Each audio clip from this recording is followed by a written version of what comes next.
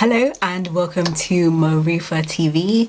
I am Natumi and I'm back. I've been gone for a little while, says every single YouTuber, but it's true, I have been gone for a bit. I've been surviving the pandemic just as everybody else and seeing what life is presenting, but in between that I've been watching a lot of content, as I guess everybody is. A lot of TV, a lot of film, and finding new ways of being able to share that with people, and I've been doing so with my podcast. So if you're interested, please do make sure to follow the link, leave a review, leave a comment, suggestions, share what you're watching and what you're enjoying, what maybe you're watching and not really enjoying. But why would you do that to yourself? Because that's just wasting time.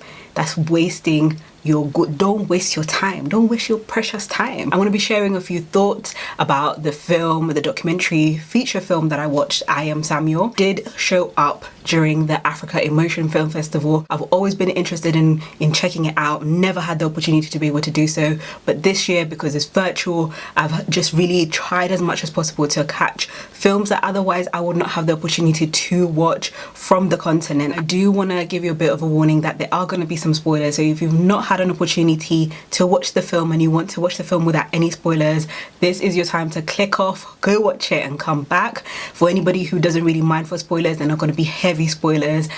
Please stick around and we'll go further into the film. I Am Samuel is a documentary feature film directed by Peter Muremi about Samuel, who's a queer man living in Kenya as he lives between two worlds, leading to him ultimately being able to come up to his parents. This film is a chance of getting an insight of how it is living in Kenya as part of the LGBTQ plus community and the way that you maneuver and also the support system that people create for themselves. Muremi had an interview on the British Blacklist. He described himself, and I quote, as a passionate storyteller committed to putting the African narrative on the global stage. Full stop. End quote. He's also a former CNN African Journalist of the Year, and if there's anything that really sticks out about this film is both of these things. It's one thing for someone as a filmmaker to step forward and say, this is what I want to do, this is what my motivation is another thing for those things to naturally just seep through without you even having any previous knowledge. I didn't have any previous knowledge of the work that Peter has done. This film was made from someone who cares, that it was made from someone who had a great motivation behind it, and it's nice to be able to see that come through with the interviews that he's done before. What I really liked about the film is the fact that you're immediately given an insight to the country as a whole. Secondly, you go into the persecution of the community and you have this harrowing video of an attack of an individual. Samuel immediately tells us that this is someone that he knows, and this is the reality of him being gay in Kenya. He takes us through this journey of who he is, what he does. He works in a construction site and he also works as a basketball coach, which is really nice because from there we get a story about his mum. We also meet his partner Alex, and I like the fact that we meet his partner Alex quite early on in the film. Another thing that really shone through about the film as well is the fact that we never really deviated from this being Samuel's story, and it never screamed out to be more than what it is. This is a story about Samuel, who is a queer man, and how he's navigating that and how his life is. And you don't get this kind of like self-righteous kind of element of let's change everything and let's change it now, but we do get something that's really important, which is let's have this conversation about humanity. And that's something that's very, very important, and I think that's something that will live on beyond this film and the discussions that will come around it.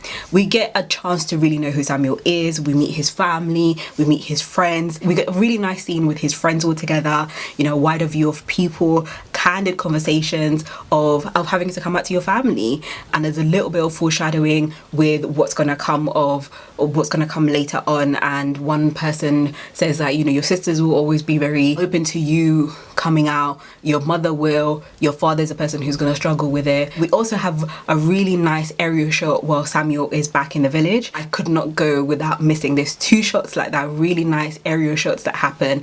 This one, they're going for a baptism. There's quite a few people who are getting baptized and Samuel goes, and I do like that we had moments like this, like very quiet moments, very soft moments of us just getting to see how he is and how his family is and the things that are important to them: faith, religion, Christianity. We also get a very similar scene when he's running and it's really just beautiful. I really like the fact that those elements of filmmaking was just thrown in. It's a documentary, yes, but it's a documentary that I think in one way or another was conscious of the fact that of how it presented itself, and that came across really well. Once again, the film touched on really nice themes of faith and sexuality, although we didn't go too much into it. And that's another thing, it's reflective of our society. There's certain things, that conversations when people come out, that they will never really have those conversations. But you know, I like the fact that Samuel said in the film, I am gay and I'm also a believer. And what?